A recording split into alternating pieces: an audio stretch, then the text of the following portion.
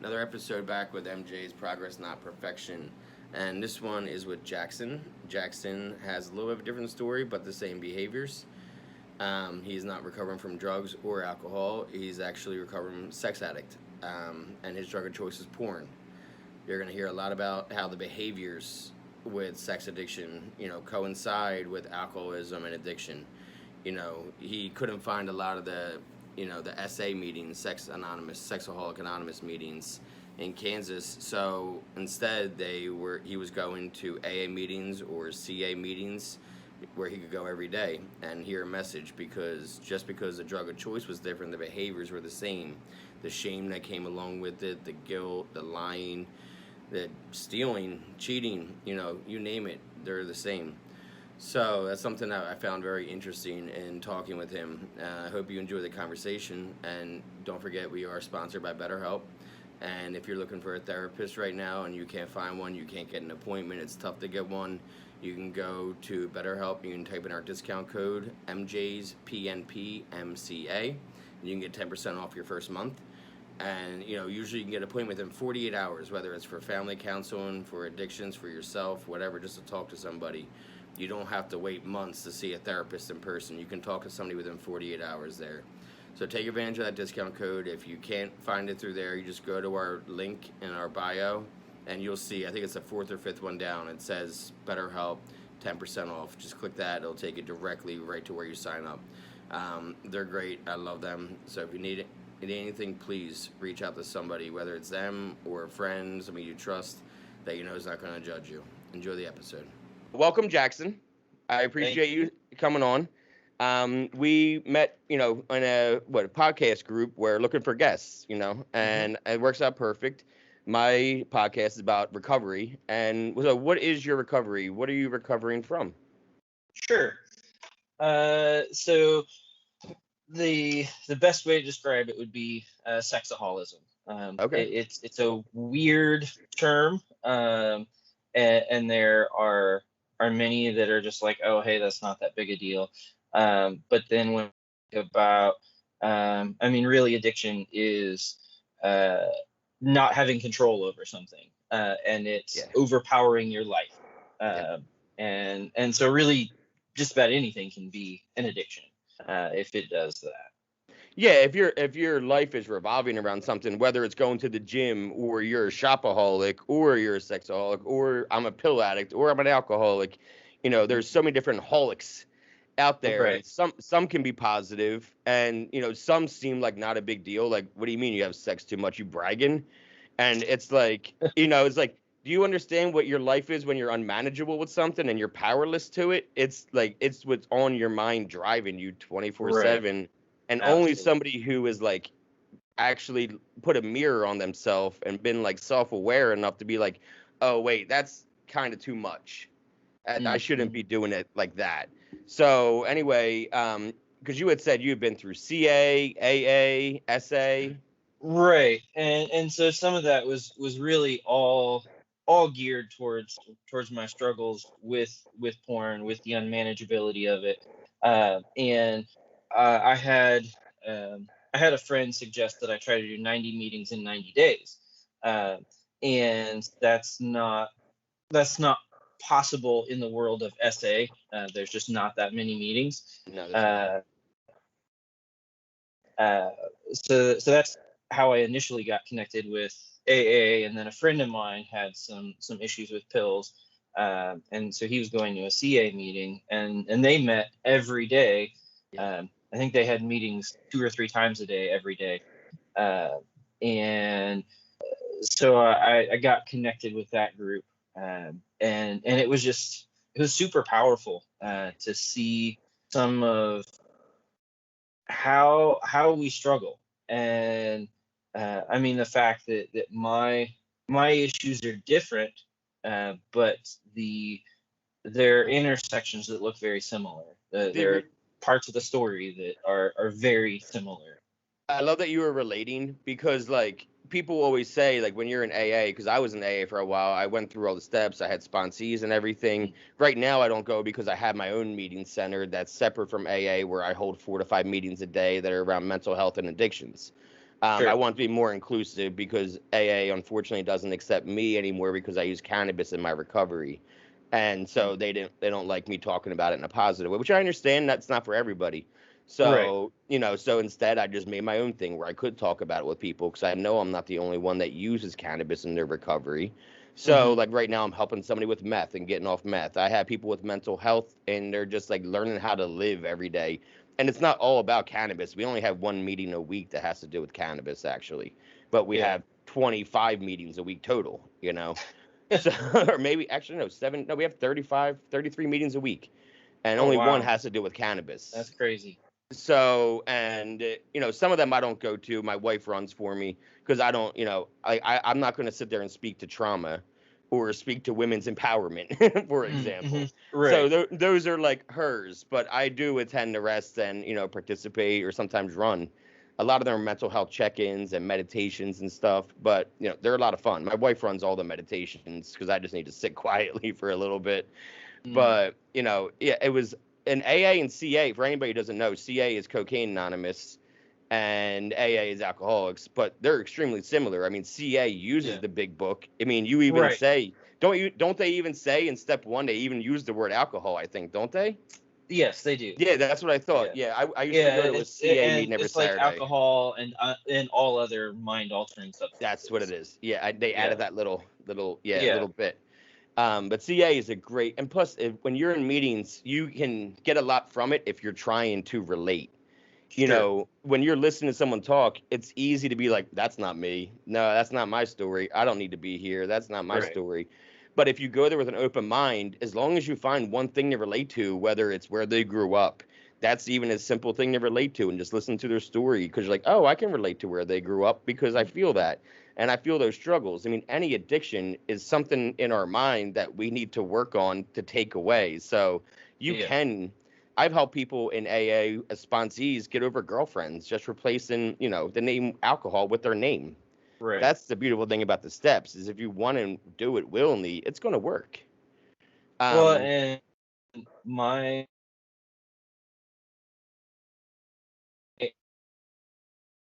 10 years ago.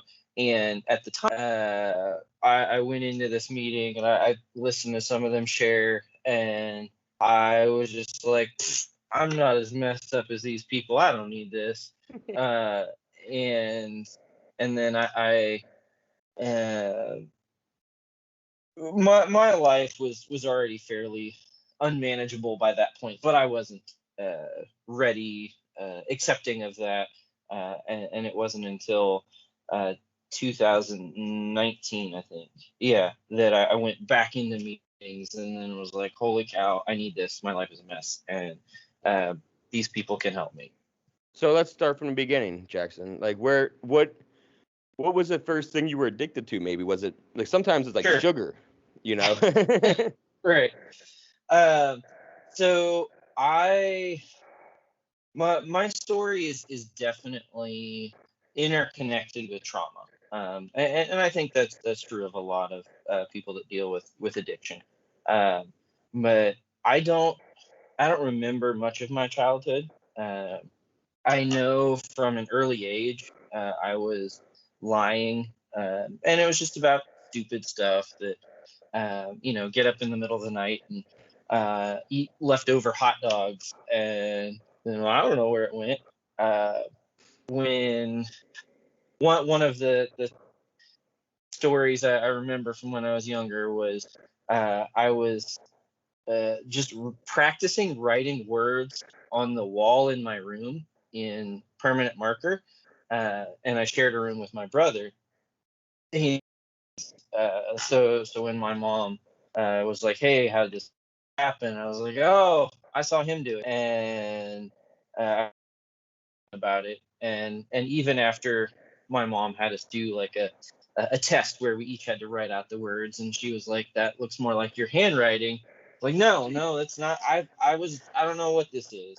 How Uh, old were you when your mom gave you a handwriting analysis test? 7. uh, to try to prove that was me that was doing it, and I mean it was me, but even after like I was caught, I just was like, no, And that in itself it's stupid, it's silly. But even moving forward into adulthood, that was still true. That even when caught in a lie, I would just be like, nope, and I'd come up with some other way to try to sell the lie. Yeah.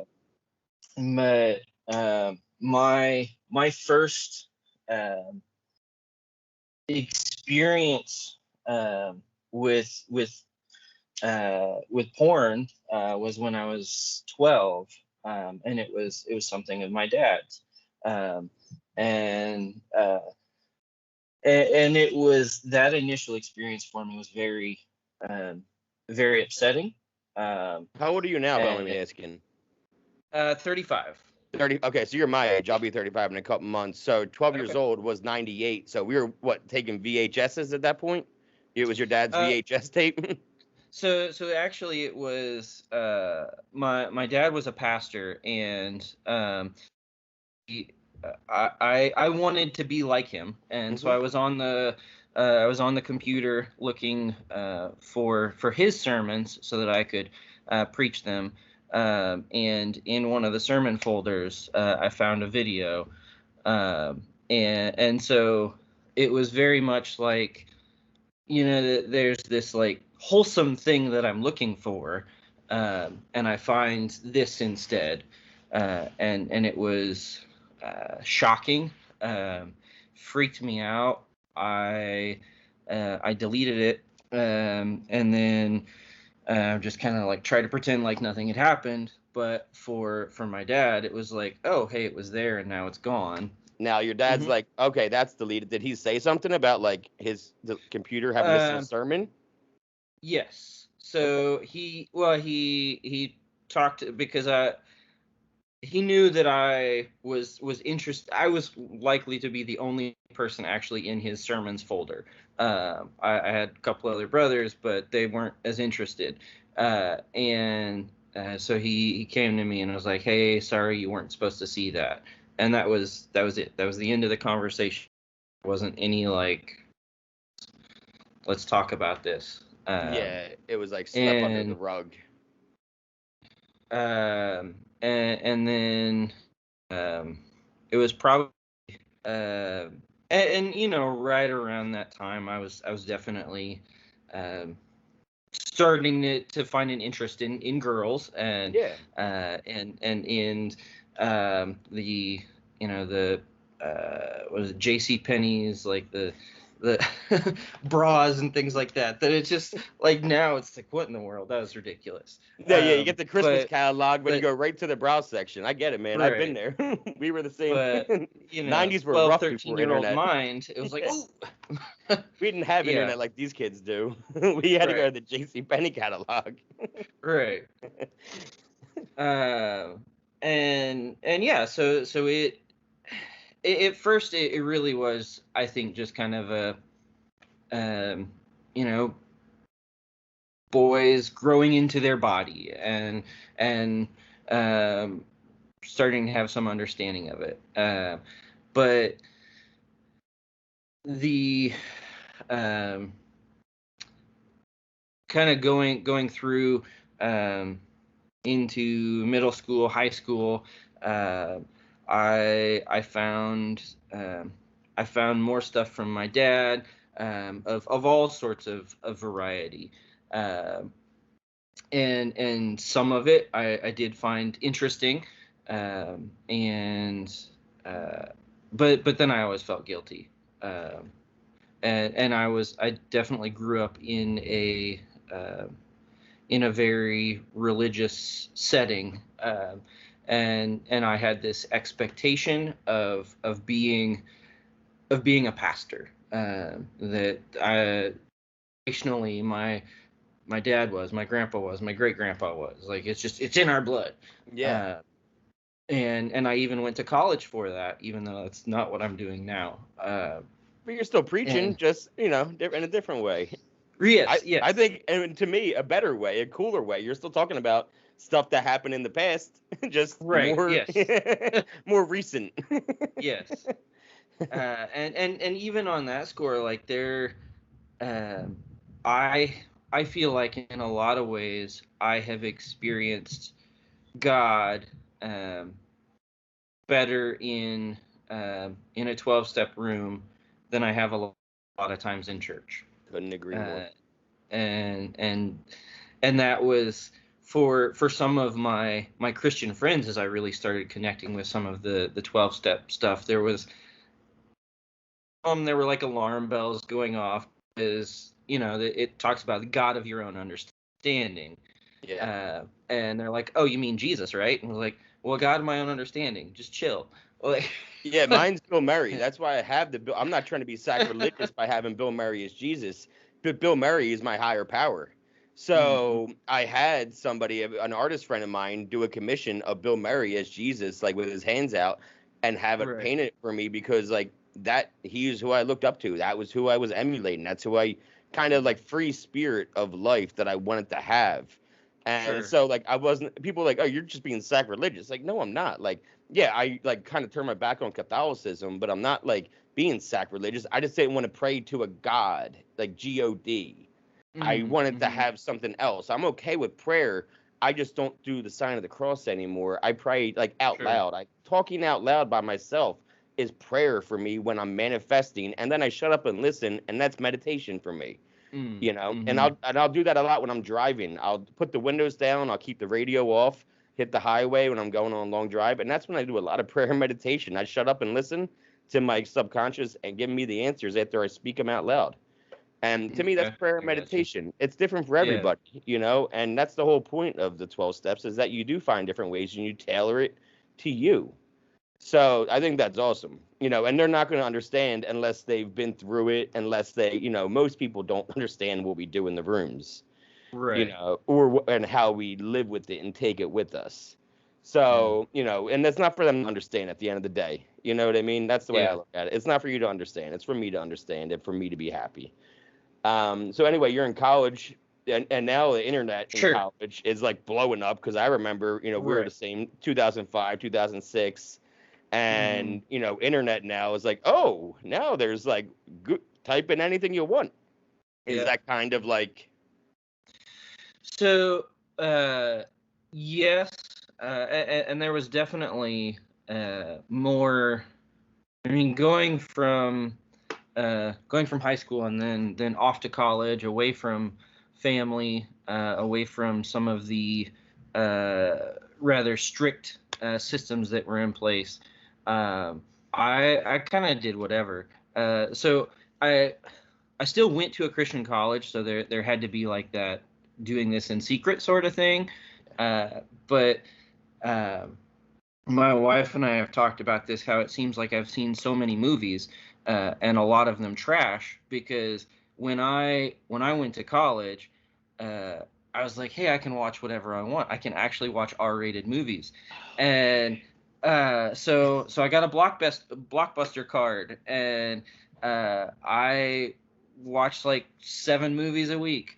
I definitely got my money's worth on that blockbuster pass. yep? Uh, and I didn't have a computer of my own initially, Did you discover their back but room? um, I well, really, uh, I started using those computers, Okay. and like friends that I would just be like, hey, I need to go work on some homework. Can I use your computer? And then I would just do my own thing with it, and try to cover it up. And I was pretty new at that, so there were quite a few times that some friends caught me, and were really freaked out by it, upset by it, and that kind of definitely added to that sense of shame Shame, that, I was gonna say, yeah. right, that this is evil, and yeah, and it's like my parents, they didn't really show a whole lot of affection towards each other uh, growing up, so I didn't have a good understanding of healthy sexuality, Yeah. uh, and my senior year of college, I got married, and in my mind, I was like, hey, this will fix things. Yeah. I won't need porn. I'm married. Yeah. Um, it but I needed more. And part of it was the excitement of getting away with something, um, of having a secret. I don't know, that in itself was just very powerful for me. It's a Um, rush. yes, yes, and um, having having the secret from my wife, the person that, hey, we should trust each other completely. um, and I was doing this, and she didn't know about it at first, but I'd say it was less than a year into our marriage before she discovered some stuff on the computer, and was like, okay, well, hopefully this is a one-time thing. A phase. Uh, right, yeah, and that was in 2008, um, and uh, it it became uh, I don't know, it became this thing that I needed, and we only had one computer at the time, and uh, eventually my wife putting a password on the computer so that I could only use it when she was at home. So at the time, I was managing a restaurant, and I decided that if I couldn't get free stuff, then I would. There were a couple stores in town that I could go to, but I also needed to make sure that um, the that there was no like tracing it back to my bank account or anything like that. Hmm. So I started stealing from my work, and I eventually, um, it took a couple years before I got caught, but I did end up getting fired from my job for that. Um, So you had to so I was, I was you were stealing I was money stealing cash to in buy order porn. to buy porn so that Yes. your wife wouldn't see credit card statements. And that's like the insanity of it. You know, you Yes. had the money, but you couldn't use the money because then the wife would question. So then it's like, all right, well then I guess I'll just steal the money because I need this. Right. Yeah. Okay. Uh, and th- at that time, so that was in 2011. Then I lost my job, and at that point, that's when I was like, okay, well, there's definitely something wrong. And so I started. I went to started going to therapy. Went to a SA meeting, and that was when I like initially interacted with them. And I was like, oh, these guys are a bunch of perverts. I don't need this. Um, and realizing now that the difference between me and them was time. That they had longer time in the addiction before they did something about it, uh, and so their choices in my mind were insane. But the fact that I lost a job for this thing You that's were clearly completely insane. dismissing the job loss because Right. we like to push down that like we have it under control and our egos telling us like, oh, we have this though. Like it's Yeah. not really a problem. I'll go because they wanted me to go, but I don't really need to be here. Yeah. Yeah. And then you hear the other stories and you're like, that guy's out of control. That's not me. Because like we Yes. said early on, you were relating out and not relating in. Mm-hmm. Yep. Yeah, Okay. That makes absolutely. sense. So that was your first experience with SA and you were just like, Yes. yeah, I don't need to be here. Yeah. But even with that, I knew that my wife needed to see something from me. So I continued to act like I was going to SA. And then I would just go sit in my car in a parking lot somewhere. Um, and yeah, not dealing with the issue and continuing to lie to my wife, Hmm. and she thought I was getting help and I wasn't, and I was seeing a therapist at the time, but even with that, a lot of the stuff I was lying to my therapist about, Yeah.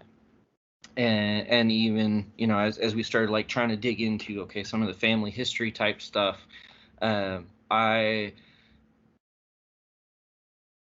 I still had my dad on this pedestal of like being this great person, and uh, I didn't fully realize both the impact that my mom and my dad had on me. Yeah, not realizing the how like my understanding of God um, was definitely flavored by choices that they made, and the fact that my dad as a pastor was still living a secret life with porn, um, and and I mean he ended up losing his job over it.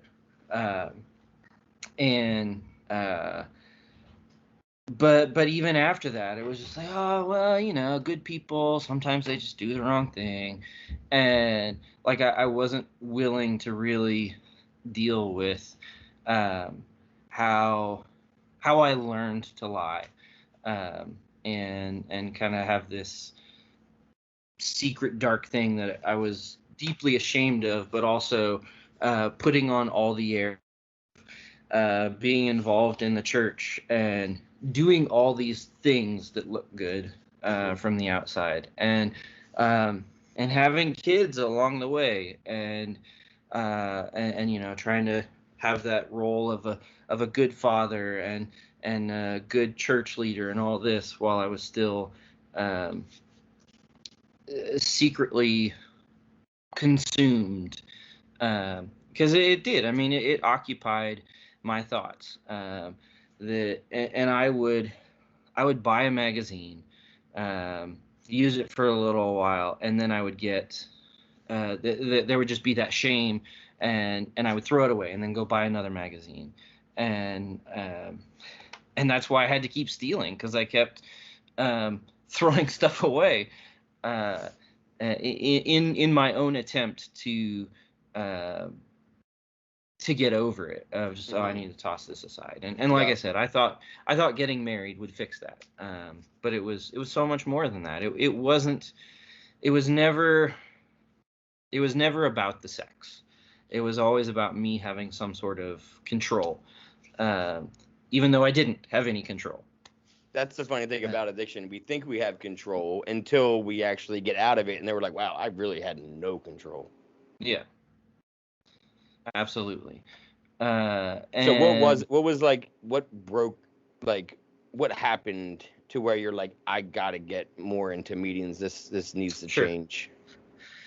So in 2019, so I had started. First meeting was in 2011, and then for a couple years, my wife thought I was going to meetings, and then found out, oh no, I wasn't, and that was really upsetting for her. And she was just like, hey, are you even trying? Ended up going to another therapist because the first therapist was like, hey, you've been lying to me, you've broken trust, go find somebody else. Uh, and so did that for a while, and there was definitely some wrestling with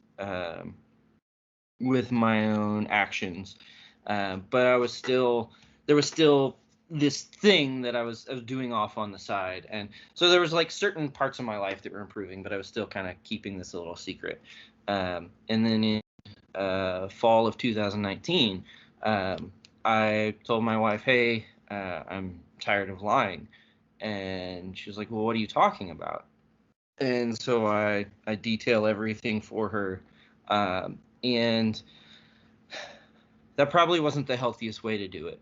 I definitely just dropped a bomb, on my wife. There's no easy way to And tell somebody that you have a problem. Honestly, I haven't found an yeah, easy way when you're lying about something for so long. Like when I told my family I was going to rehab, they're like, "For what?" You know what I yeah, mean? Because like I was functioning addict. You know what I mean? I was living on yeah, my own. I had my own place. I was working with my dad and brother, and we ran a company together. Like, I was at work every day. I worked too much. You know what I mean? yeah. I was almost like overworking to compensate for being a piece of shit. Mm, Like I almost felt like I had to take on all these extra roles to help my dad and my brother because I had so much shame and guilt about everything I was actually doing. You know So I totally get that. You have to almost feel like you need to overcompensate sometimes because all the shame you feel. And Yeah, then, so when you definitely. drop a bomb, there's, like I said, there's no easy way. It's like, there really isn't. I haven't found somebody that has like, oh, it was really easy. I knew, especially you then were so exhausted, mentally from lying and hiding that it's Yeah. almost like a relief to be like, I've been lying and this is what it is, and just like word vomit. Yeah. So, how did your wife react to? Um, so for a couple weeks, I slept on the couch, and then she asked me to leave. Uh, so yeah, I was kicked out and uh, ended up going and living with a guy from SA, and actually um, living in his basement. The first night um I spent at my work because I didn't want to talk to anybody. I didn't want to say, hey, I had to move out. So I actually slept on. I made a bed of cardboard boxes and I laid on the floor. Um, and then yeah, stayed with my pastor for a couple nights and then actually found somewhere to stay. Uh, but I was definitely in a place of, so I had told my wife I'm tired of lying. This is what's going on. Boom, boom, boom, and even knowing by saying that there's definitely going to be consequences of this. And uh, and there was this sense of I want to I need to get healthy even if my marriage doesn't survive. Uh, and I didn't like that. Like I wanted it to I wanted to have both.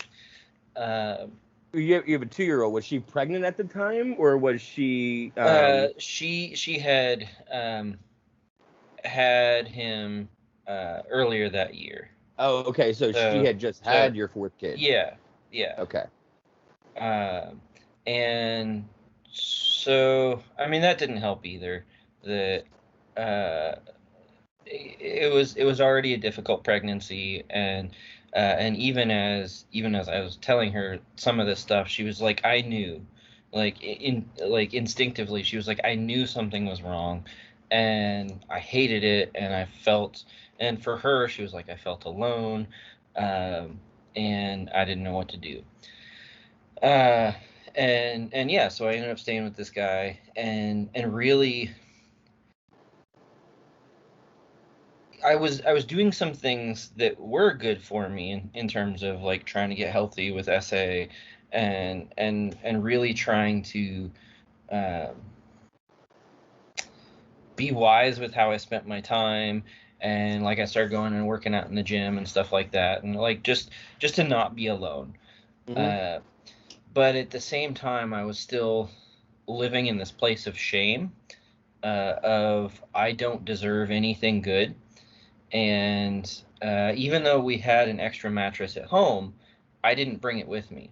I slept on the floor in this cold basement, uh, and uh, yeah, I was miserable, uh, Did you and that almost feel was like that was like penance for you?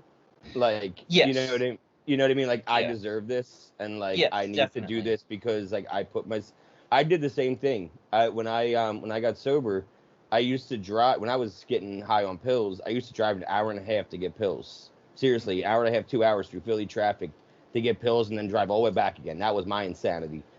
yeah, And so when I got sober, I found a really good AA meeting about an hour away. And then twice a week, I drove an hour to go to an AA meeting for an hour and then an hour back as like penance to hmm myself. hmm It was like, okay, JD, if you're going to drive 3 hours round trip to get high, then you're going to drive 2 hours round trip to go get right, sober. And that was like it's funny that you had a way of like not punishing yourself, but like giving yourself something that like a pennant. You know what I mean? Do you yeah, guys call them penance in Christianity? I don't know. yeah, yeah, Okay, yeah, it's the same. Yeah.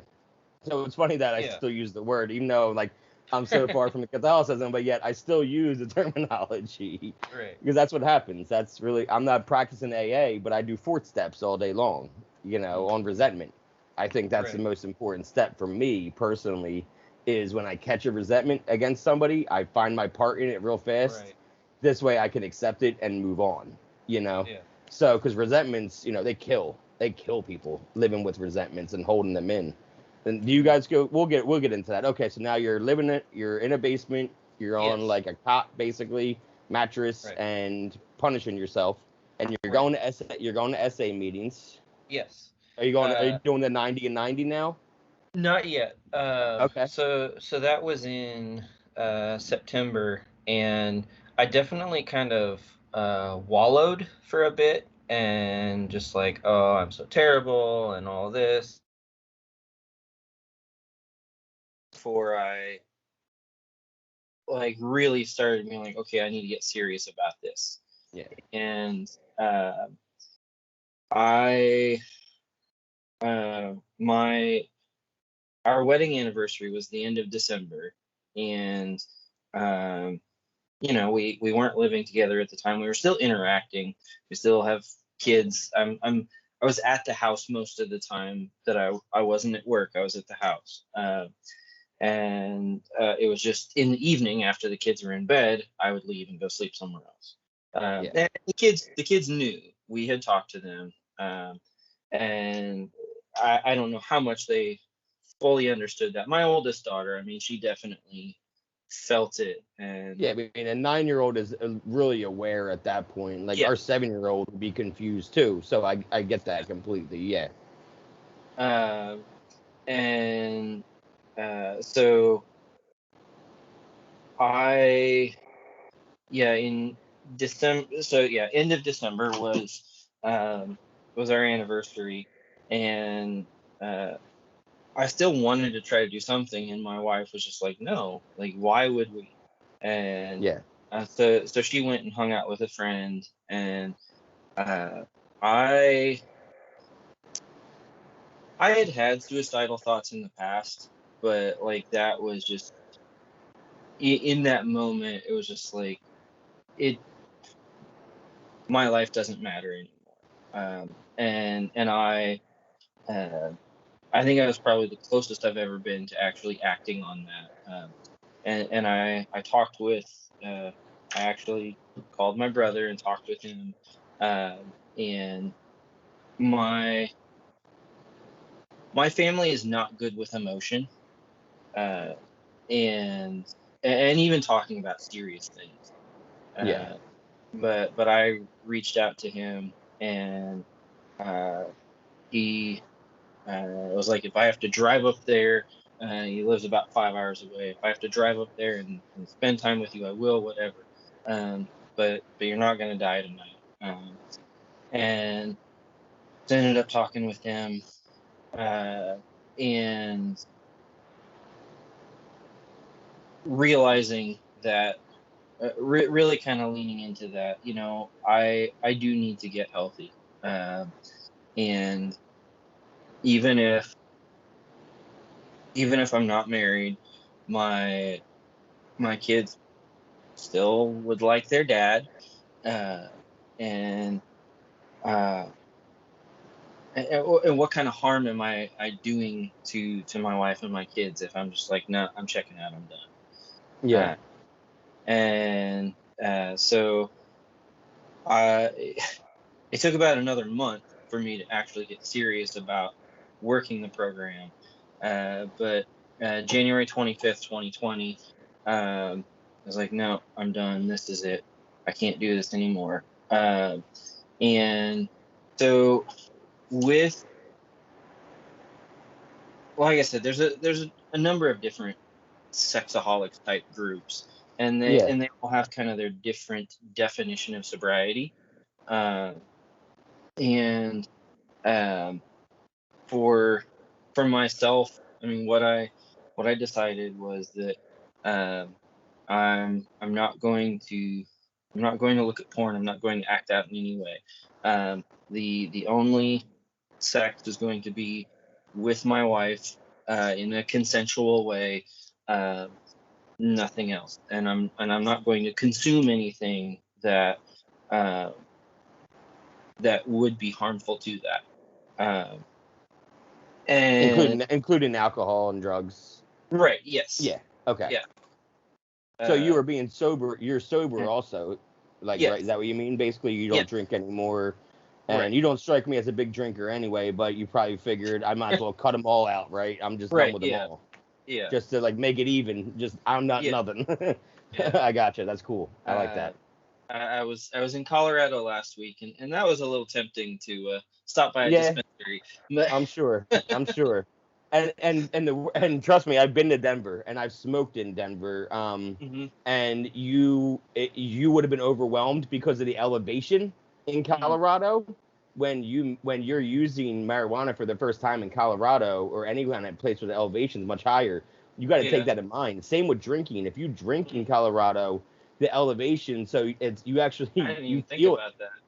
Most people don't. And then they're like, wow, I'm really high. This weed's really good. I'm like, uh, oh, the elevation. That has something to yeah, do with it. So huh, I just, yeah, but that's cool though that you were tempted, but you're like, nope, I'm not doing any of them. yeah, I can appreciate uh, that. Someone in the yeah. program. So I yeah, completely cut that out, and at that time, that's when I was like, okay, the only way I can do this is if I am constantly connected. So that's when I started doing the 90 meetings in 90 days. And so I'd go to SA meeting twice a week and AA meeting once, and then the other times CA. Sometimes I would go to 2 meetings in a day. Uh, and even when there was a period in there where uh, I traveled to see my brother, and I went and looked up some meetings down there so that I could still go to those meetings. So Uh, how was it for you when COVID hit then? Because if I'm not right. mistaken, Yep. COVID hit about 45 days into your 90, if I'm not Yes. mistaken. That Okay. that is correct. And so with that, it was all by phone. Um, with yeah, some of them were Zoom meetings, some of them were just It phone probably call made thing. it easier, Uh, made it easier to and find meetings or get to a meeting yeah, because like well, and there virtual. was I think it's based in New York. There's like a 24-hour thing That's awesome. that Yeah. I got, and that was nice because even if like I woke up in the middle of the night and like I can't sleep, I was like, well, I'll just log on to this thing, Instead of and logging on to porn, yeah. right, Hmm. and I would just listen to people share until I fell asleep, uh, That's and I awesome. was listening to. I was listening to a couple podcasts at the time that were like recordings of AA speaker meetings, and that's when I started helping lead one of the SA meetings, because the one of the guys that had been leading it was kind of afraid to be in charge of it when it was online. Hmm. Um, he was a little intimidated by it, and I was like, Well, ah, it's yeah. easy. I mean, Uh, yeah, it can be. and It yeah, can be intimidating looking at all the computer stuff and figuring it right, out and how to send invites and all of yeah. that. It can be really intimidating. And so that's when um, I got involved with that, and that was as far as leading it, and that was really good for, and still continues to be good for me because there are plenty of times where I just don't want to do it. Hmm. Where I like, man, I just want to, I don't know, go do something else. But even if it's not bad, but having that, like, I know once a week that I'm in charge of a meeting, so I've got to be there. Yep. Uh, and It's uh, what do they call that in AA? And they give that what do they call it in AA? Like people had different responsibilities. Like right, some yeah, guy was a coffee guy, and it would just it's really like the always be like a service work. yeah. It's like Yeah, always a newcomer that you give like greeting or coffee to. This way they feel like they have to come or else no one gets coffee. You Right. know, and you give it like, all right, every Monday night at the 8 o'clock, you got to bring coffee, you got to do the Yeah. coffee. It's like that kind of like responsibility to like be Yeah. there, and new in sobriety, you feel that responsibility even more. Hmm. So, and especially leading a meeting, sometimes it's like, I don't want to do this, but like maybe I'll just get it started and I'll sit back and I'll hear a message. I'll let Right. everybody else talk and then I'll hear some messages because I don't have anything positive to say today because not every Yeah. day is going to be perfect. You It's know, true. sometimes you just need to sit back and hear a message. Yeah. So, you know, it's important that at least you just show up because that's all that really matters at the end of the day. You show up for the kids, show up for the wife, show up for yourself, show up for others, you know. Right. So you've been leading meetings, and how has that gone? Like with the, where how fast were you back in the house, like permanently? Once, Sure. like how long did that take? Because COVID So was going on, scary times. right. No one knows, you know. And that definitely, um, I think in some ways that lent itself to me coming home earlier, That's what I'm. because Yeah, um, because that my my being home did provide some sense of stability. Um, and I was living at my friend's house for 8 months, uh, and uh, as my wife and I were talking through it, like there were certain things that she was looking for, um, that at the time I kind of met the bare minimum, uh, just because of the amount of time. Like in her mind, when like, oh, you've been sober for 6 months, good for you. Like, how long have we been married?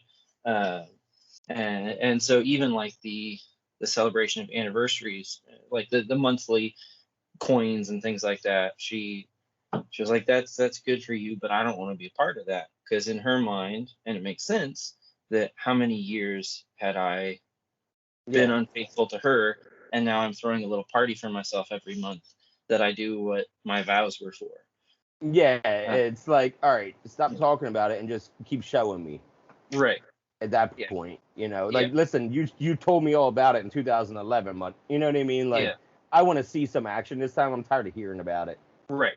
Yeah. Yeah, which is good. She put her foot down and like set that boundary of like, okay, Yeah. good for you, but like it's not good for us yet. You Yeah. know? Yeah, Yeah. that makes sense. And so I mean, it's been, um, yeah, at this point, almost 18 months, and I'm still involved with SA. Um, Not as much with CA. Every now and then I'll go to a meeting, Yeah, um, and some of that did come from some of the COVID stuff, that in the minds of a coke addict, like they didn't even want to close down for COVID, because they were like, hey, we've survived these we've drugs, done like this worse. thing. Yeah, Yeah, yeah. yeah, And so there was some of that, like, I'll wait a minute. Like, you guys feel like it maybe was. you're a little dangerous. It's not, and then I come from an addict's perspective where I spent years harming my body as an Right. addict to the point where I'm paying for it in sobriety. Like I've had my gallbladder taken out in sobriety Yeah. last month. You know what I mean? Like my pancreas is all acting up because of the damage I did to it with my drinking and abusing it with pills for 10 years. Right. Like I drank from 11 to 31, like heavy, and I used Mhm. pills heavy from 21 to 31. So like my liver and my pancreas are not my best friends right now in Right. sobriety because now they're like, hey, remember how like you use pills to mask how bad it hurts with us? Well, now we're gonna give you the pain. Right. So, and it is what it is. That's what happens when you get sober. You have to be more mindful of things like COVID. Like I never would have cared about COVID and addiction, or early in sobriety. I wouldn't have cared because like, oh, this is gonna kill me. You should have saw what I was doing last week. But now, 3 years in sobriety, I'm like, yeah, I did not trust COVID. I was high risk. I was like, I'm staying home. Like, Mm. I'll talk to everybody on the phone that they want to talk about, you know, sobriety. One of my really good friends in Los Angeles, I hit a meeting in Hershey with her a few years ago. She was in Hershey, PA, where I was living at the time, and she is a muralist, and she travels cross country to do murals, like for people, and like she's pretty well known around the world in the art world. And she hit me up last September during COVID, and she was like, "Hey, I'm in Harrisburg. I'm looking for a meeting. Can we go?" And I'm like, actually, I moved. I'm like 2 hours north in the mountains now. And she was like, oh, really? I wanted to go with you. She was like, well, what are you doing tomorrow? I was like, it's my birthday tomorrow. She goes, oh, I'm going to turn around then. I'll come up and visit you. And they came up and gave us tattoos in our living room. You know Huh? what I mean? Like, she gave us our wedding ring tattoos. You know, we got Cool. married 2 months later, but we had the tattoos 2 months before. Total Mm, taboo of, mm, of like wearing a wedding ring before. But we knew it was going to last. But yeah. it's that kind of thing of like I was not trusting going to meetings. I didn't care about the meet because like I was so worried about getting sick from COVID because of Right. how my body had been breaking down in sobriety. I'm like, my luck, COVID will kill me Yeah. sober. So I totally get like the perspective of somebody who's a little far away from their addiction to be like, I'm gonna sit back a bit, Yeah. like just in case. Well, So and one of the things about specifically going to the CA meetings, uh, was so like with SA, I could definitely see the damage to families, and there were some of the guys that um, that I interacted with in SA. They were like, hey, next week I've got my hearing for this thing because messed I my know, yep, granddaughter, yep. and off you go. Uh, and so there was some of that definite damage to the family. Yeah, Um, between like people are either abusing people in that right. in Yeah. SA, or they are there because they can't stop cheating on their wife Right. Yeah. physically. Like you Yeah. were cheating, but like kind of virtually. Right. You know Yeah. what I mean? And then Yeah. there's some that are like they can't stop cheating, like Tiger Right. Woods. You know what Yeah. I mean? Like that kind of thing. So there's so many Yeah. different it's different with it is different, like you said. That's Yeah. why it's because So like yeah, there's so many you could see categories of it.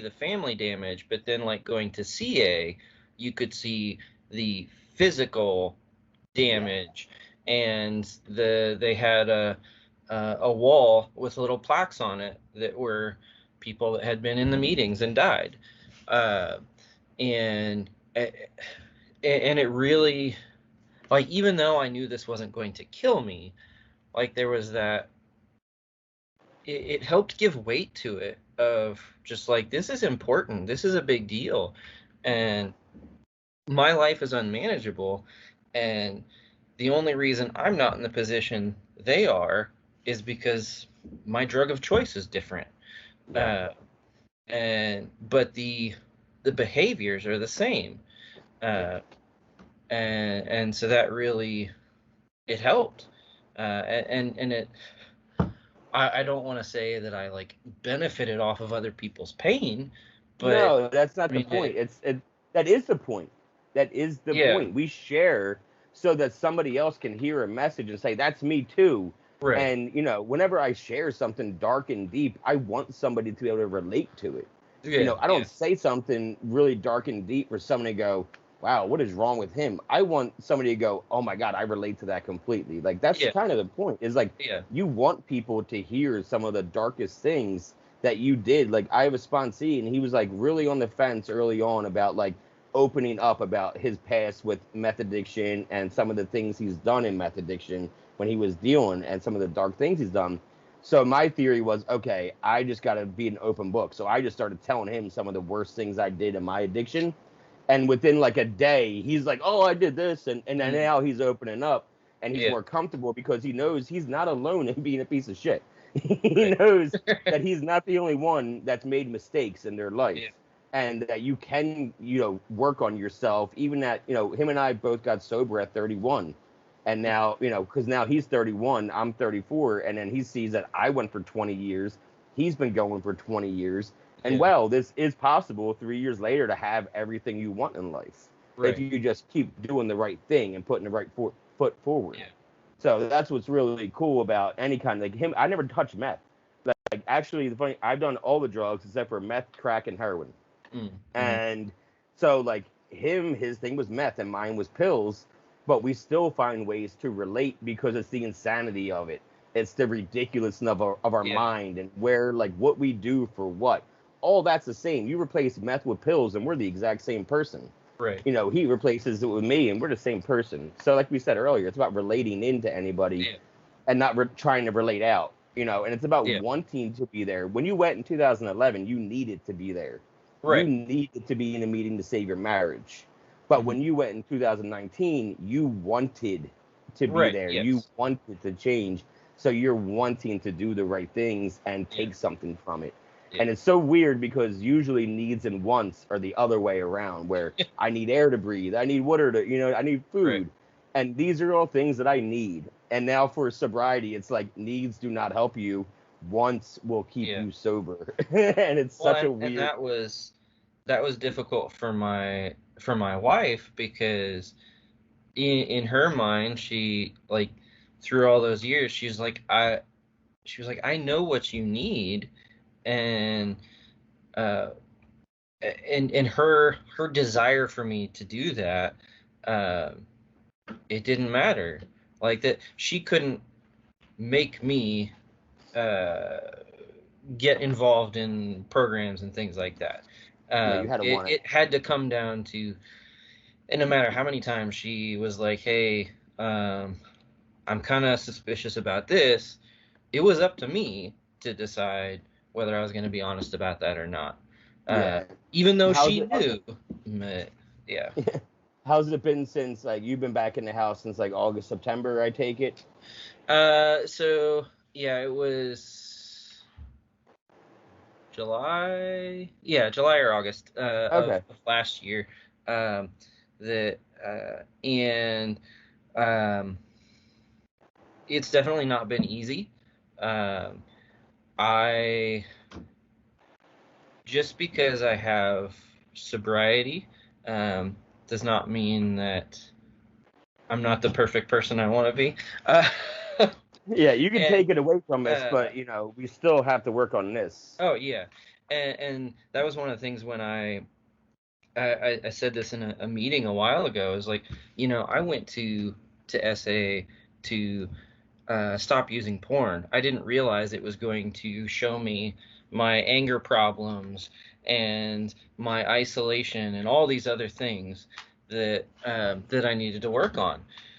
And one of one of the things that still continues to be a struggle for me, um, is lying, and it's just about stupid stuff that doesn't even matter. Like, um, and this has been a struggle with my wife, and trying to set up some kind of Trust. boundaries in terms of, hey, if you lie, you need to tell me, Yeah. uh, and because next time there's going to be some paper involved with you leaving the house, uh, and I don't like that idea, but it's also like there comes a point where she has to say it's healthier for me to be away from you, Yeah. if I'm going to keep doing these things. Yeah. Um, but uh, it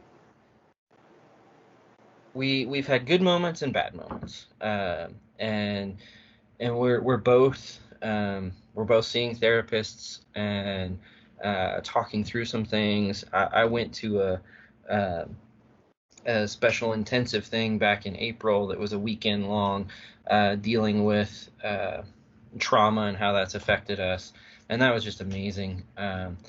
It I It Is it was one of trauma those. bonding? What's that? Was it like trauma bonding? Yeah, yeah. Okay. And it was one of those things where, like, I had been to through church stuff. I had been to some retreats before, where it's like you leave the weekend like all hyped up and like, yeah. Yeah. But Yeah. this was like completely different. This was like strip you down and I like really feel like make you you need face it. yourself. I feel like you need to get away from the church for that kind of thing for the Oh yeah, weekend, considering where trauma came from. right. You know what I mean? Not to say that anything happened in a church, but you grew up in Oh churches. yeah, So to be completely open about trauma, you would yeah, need to go to like somewhere where they don't even know you whatsoever. You have no right. affiliation with anything, and you're there to talk about trauma, and that's it. Yeah, Yeah, yeah, to get and like that yeah, was I I did. I mean, throughout all of that, I still attended church, but I definitely stepped away from it. And because I needed, like, I think I've kind of re-engaged some of that more now, but like I needed to break away from, okay, this is the God of my parents and what that represented, and I needed to find something else. And my wife was very, very understanding of that, because she knows about my family. Uh, Okay. and some of the pain there. And um, eh, It's funny the things that you wouldn't lie about and the things you don't lie about to her, right? You know what I yes, mean? Like it's almost funny. It's like I'm not gonna lie to you about the biggest things, but I'm right, gonna lie to you about like me finishing the Coke in the fridge. right. Well, and yeah, that's like there was she had, like, I went to the store and she asked if I, when I was there, if I got anything for myself too, because I got her a candy bar, and I was like, no, I didn't.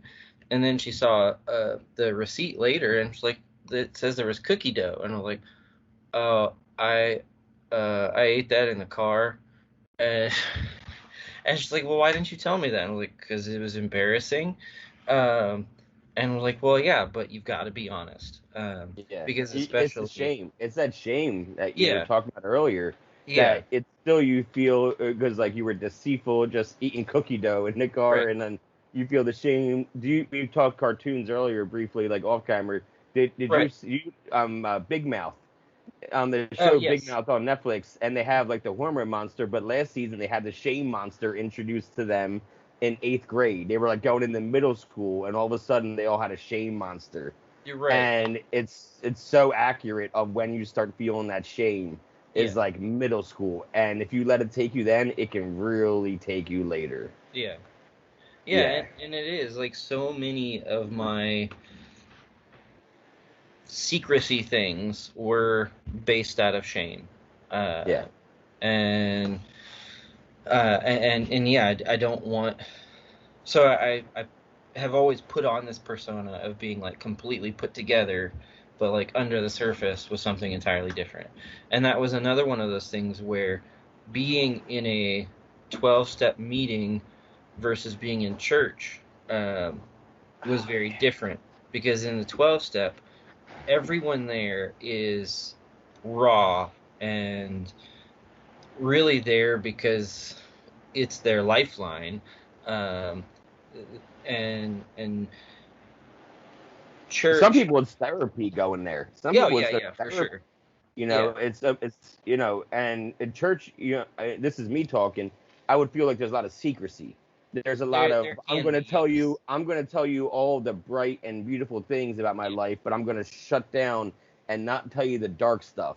And right. like the dark stuff is a lot of what some of us need to hear Yeah, because that helps us feel better about our shame.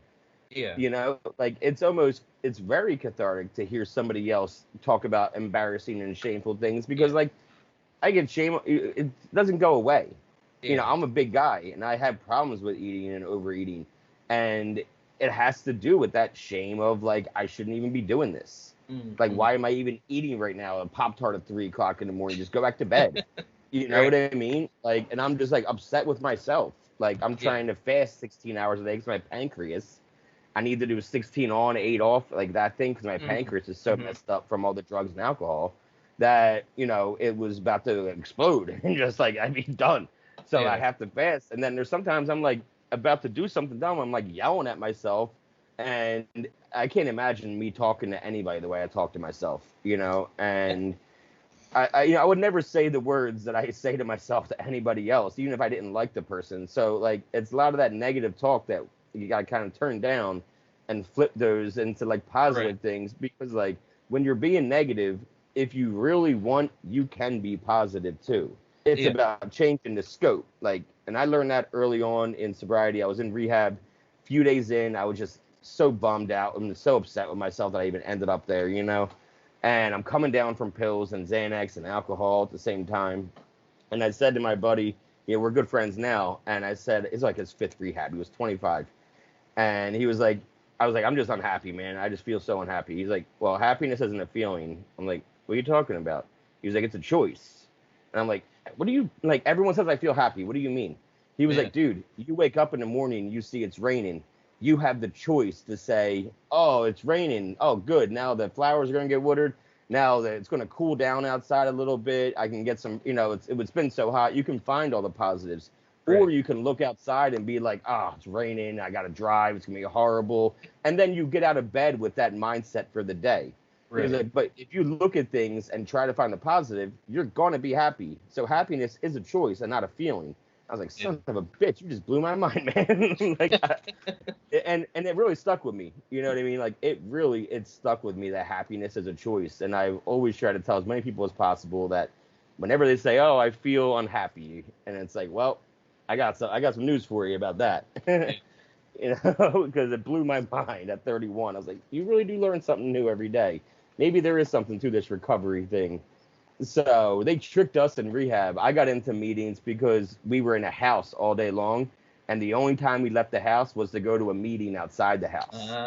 So then I Yeah. looked forward every day to go into meetings because it got me out of the house. Mm-hmm. And then all of a sudden, it was like 2 or 3 weeks in, and this guy is going to be on the podcast in a couple weeks after yours airs.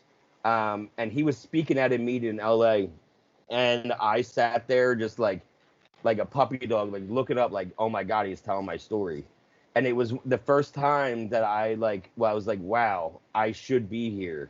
And it was like 2 weeks in, and I went up to the guy afterwards. I was like, we need to talk more. Like, we had Right. the same story, and I just need to know how you got 4 years sober, or 3 years sober at the time.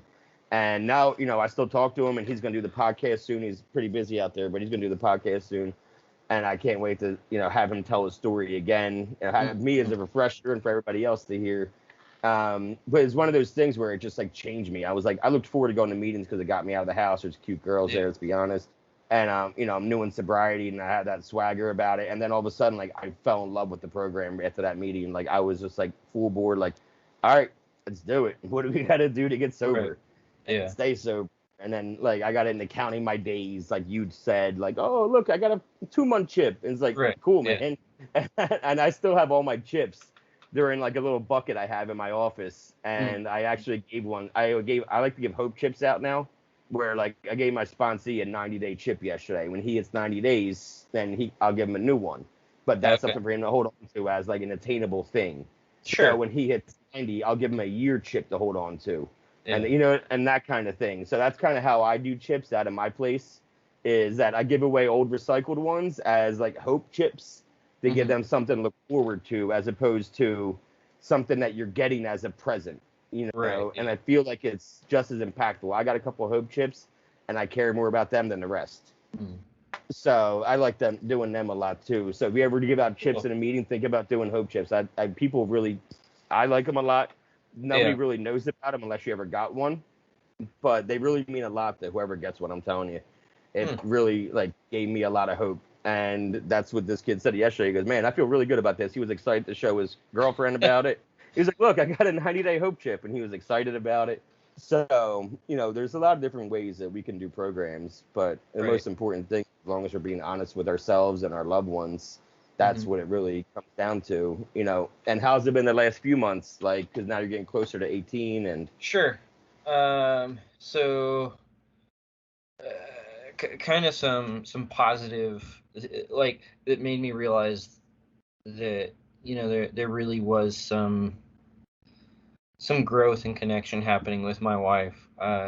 We at one point we had talked about selling our house, so that we could downsize, so Mhm. that I would be off by my own somewhere and she would be crowded in with the kids somewhere else. Yeah.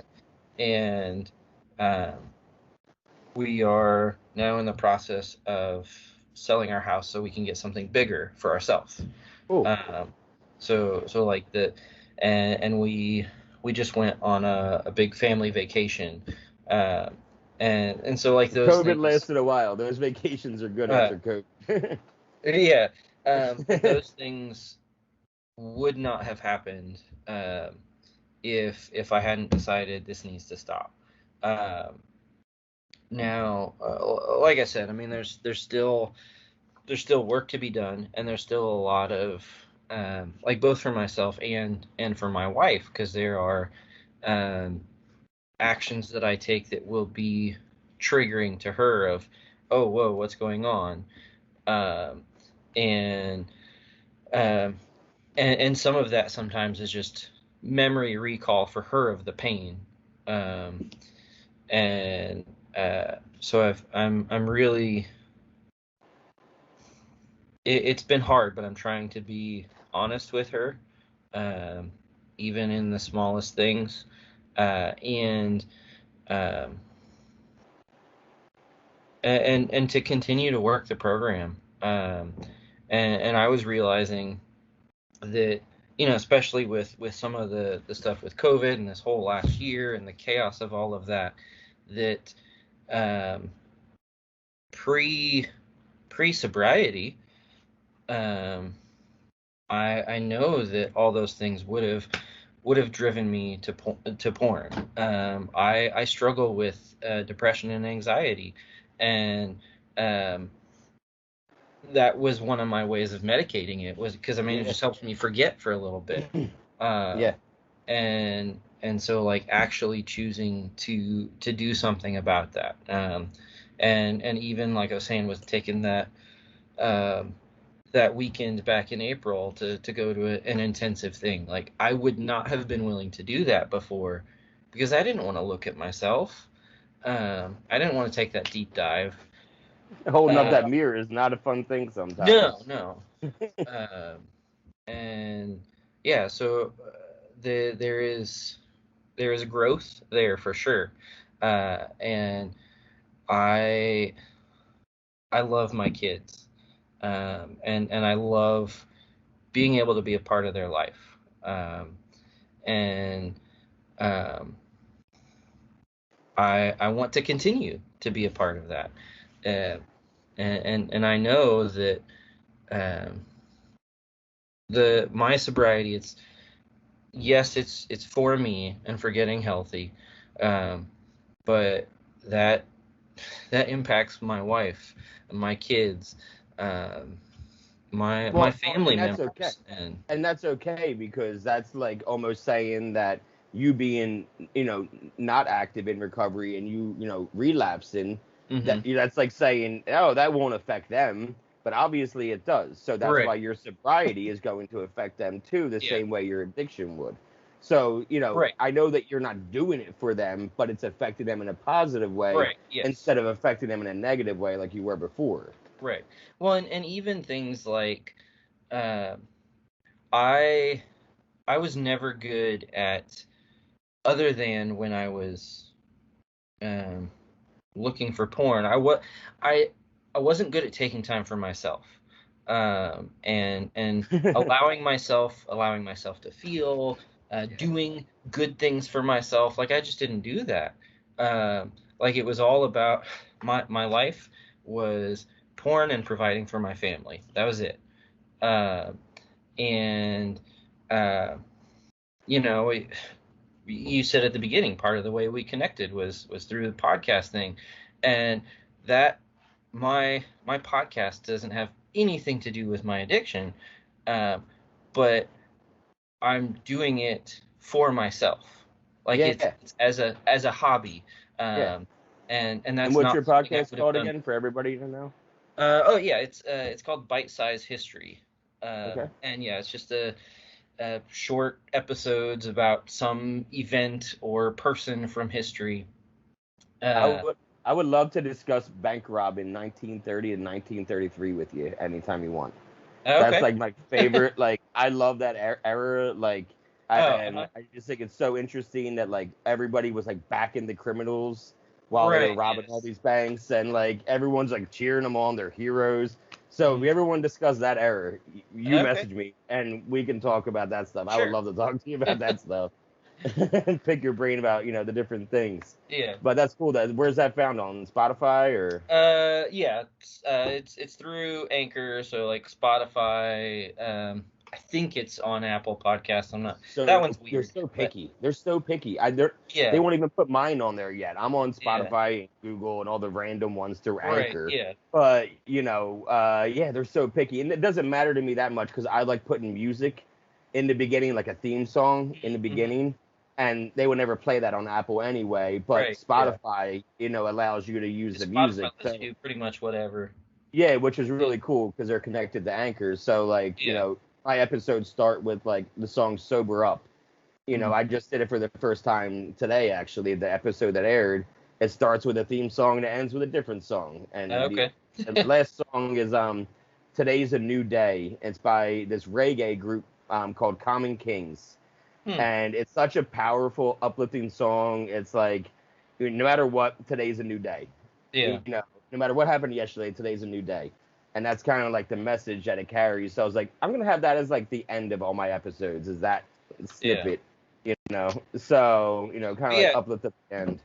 So yeah, like doing something for myself, and even if, because as I was talking through my therapist about it, like even if no one ever listens to the episode, like it's something for myself, and like going and working out at the Y, it's something for myself, and I never took time for that, Yeah. uh, and uh, so those sorts of things are are a result of me getting sober, Yeah. uh, and trying to find a healthy balance in my life.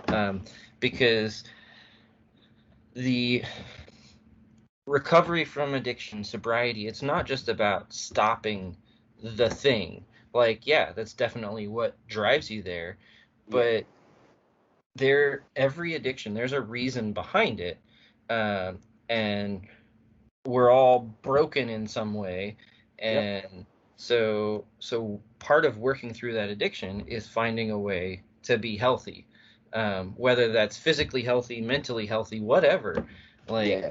um, I always said that those were our solutions and what we thought were solutions right, to our yes, problems, yeah, and like for me, like, and mine was a learned behavior because I drank, for fun at 11 with my buddy. We were watching like The Outsiders and we wanted to like be cool like the mm-hmm, Greasers. So we mm-hmm. stole Captain Morgan and made Captain and Coke and we got drunk and we didn't feel anything. And Yeah, then a year later, a friend of ours got hit by a car and he died. And so, we thought the solution to our pain. It was the first person we knew that died. So right, we thought the solution was to drink about it. mm, So I then went through my teenage years solving all my problems with alcohol. And then right, when pills were introduced, and I didn't care about alcohol when pills took over, and because pills were so much better. mm, And that was always my solution. And it was like, oh, the Phillies won. I'm going to celebrate and get high. Oh, the Phillies lost. I'm upset. I'm going to get high about it. And I would always like find an excuse for my solution. But right, really, they weren't solution based things at all. And I learned that in sobriety. Like, oh, that's what I thought my answer was to everything. yeah, So now I got to learn the real answers. You take the drugs away, yeah. But now I need to learn how to live as an adult with real answers to things that aren't just going to numb and take it away. right, yeah, Yeah, so I absolutely, get what you're saying. It's more about like you can take the drug away from the alcoholic or the addict, but that person still has something inside that they need to work on so they know how to yes, live a happy life and a proper life. yeah, So I'm absolutely, glad that you obviously are learning that and you're living it too, because if you weren't living it, you wouldn't be willing to talk about it with me. yeah, You'd be in shame about it, you'd be embarrassed about it. But I'm definitely here to tell you you shouldn't be ashamed about it. You shouldn't be embarrassed. I would be proud as hell to get 18 months, man. That's awesome. well, thank Like, and to do it going through AA too on top of that, like that's amazing. Like to be sober while also staying away from your vice. It's like you're taking away any kind of possible vice, so you really do have to work on yourself. you, hmm, And so, from someone who's got a little more time, not much more, but a little more, like I can really appreciate how hard that is and how much you have to work to get that. Like that's fucking awesome, dude. But I'll let you go. We've been talking for a while off and on between the calls, and right, people will say my background changed, and that's why we call it progress and not perfection, right, yeah, because things happen, life happens. But we yes. figured it out and we got it done. And I appreciate you coming on. Anytime you want to talk more, let me know. If you want Mhm. to have me on yours, just inbox me, and I'm always down to hop on with you, man. All right. Well, All right. thank Well, you. have a good